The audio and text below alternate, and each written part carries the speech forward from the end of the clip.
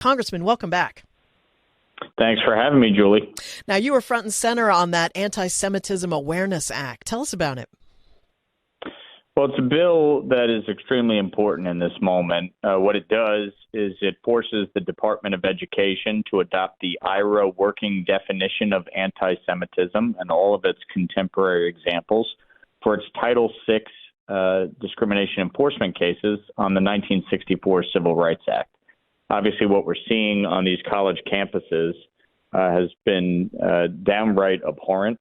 You have anti-Semitic protests rising up all across the country, but especially pronounced in my home state of New York at Columbia University and other institutions. And these administrators failed in their responsibility to crack down on this. And so this is critically important to better define what anti-Semitism is and make sure that the Department of Education has some teeth to go after these institutions for violations of it. What would the consequences be if an institution is found to have indulged or engaged in anti-Semitic speech? Well, ultimately, one of the things that we're looking at is federal funding. And, obviously, anytime that you are taking federal funds, you have to be in compliance with civil rights law. And so that's something that ultimately could be the consequence of this. The failure to uphold the Title VI of the 1964 Civil Rights Act could result in the loss of federal dollars. I also had introduced legislation along those lines, the Stop Anti-Semitism on College Campuses Act, which would defund these institutions of their federal dollars, including student aid. Ultimately, as we all know, money has a funny way of changing behavior. And I think these institutions that they have these large endowments. You're talking about billions of dollars, and obviously a lot of it tax-free. And so, I think as we look at what is happening on these campuses, one of the things that we're going to be looking at are these federal dollars as well as their endowments and where they're getting the money from, because frankly, you have a lot of foreign investment that is raising a lot of red flags. A Jewish student at Yale was stabbed in the eye with a Palestinian flag. A Jewish UCLA student blocked by protesters from even entering campus. Congressman, what is going on with all this anti-Semitism? It's like 15th century stuff. It is such a huge step back in our evolution as people. What is even happening? Well, think back for a second to October 7th. The level of hatred and the want to kill Jews, that level of hatred is taught and is taught in schools in Gaza. And unfortunately, we're seeing that level of hatred here in America. And I think it is important in this moment that we crack down on it. This is not an issue of free speech.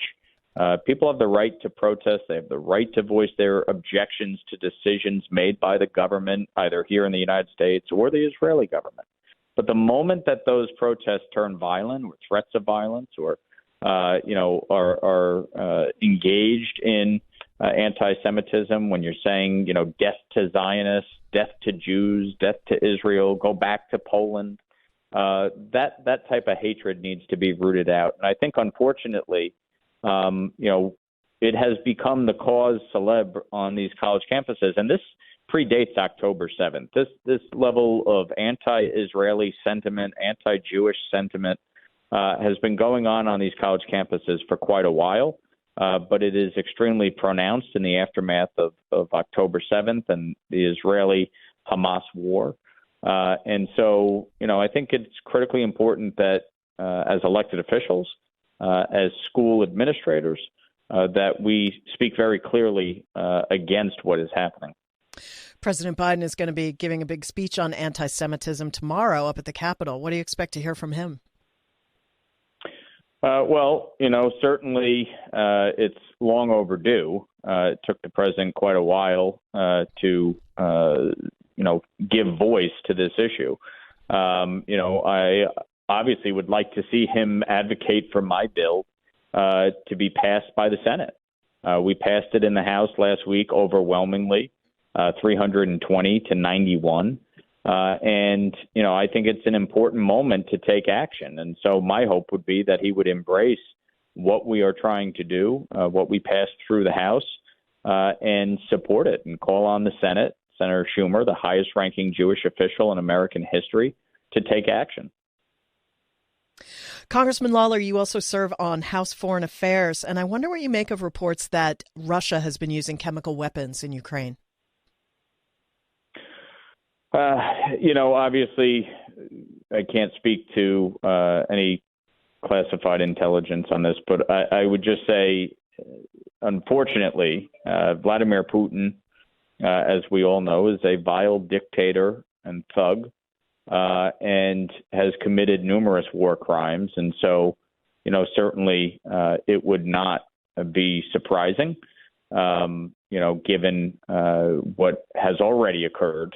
And given what we have seen in the past, certainly in Syria, and, Russia's complicity in other atrocities that have gone on. So it's obviously, if accurate, extremely distressing, but wouldn't be surprising given the situation.